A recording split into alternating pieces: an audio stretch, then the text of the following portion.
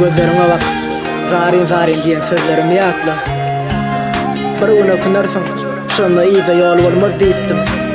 Dişim yalım okunyan, yöne iyice yol yok. Yöne iyice yol yok.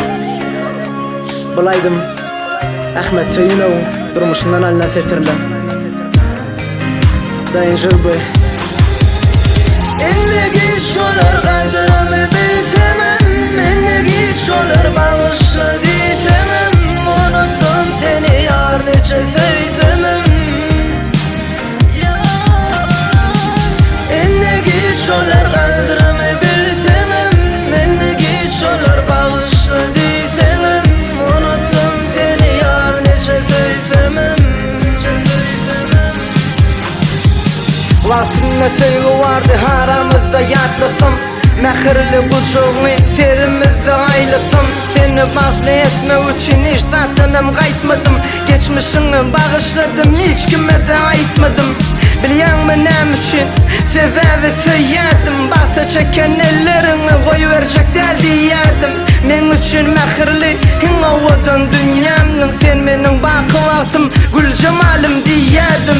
Bilemok nem için sen maşgalen karşıdı. 25'inci yağmur bilen durmuş başladı.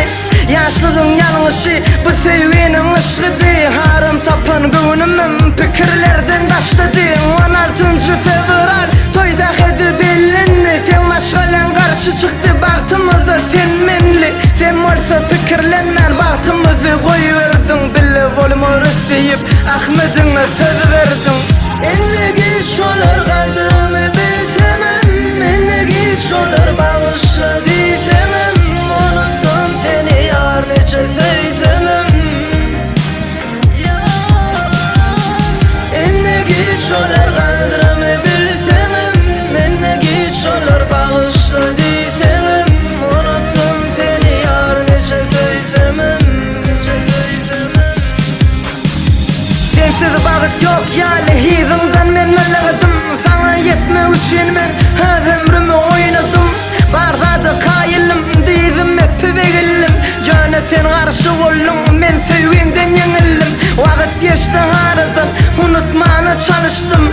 Umidsiz sevgimin sönmegine karıştım. Duygu olmaz yürekte sevgi adlı mehrinin gül cemalım yoğun. Sen diyenem Ahmet'in şondan sonra kadrim elip niçemeler yalvardım.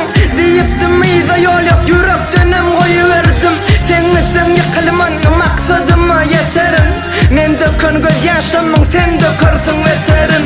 Biliyor mu her vaktini hellin bilen darıqıttın. Hacıdın sücüğüne sen sabırsız kavuluktun. Sana ayçıksın kısırım setire bilen kavuşursam. Durmuş seni dine hedin yalilere duşursun.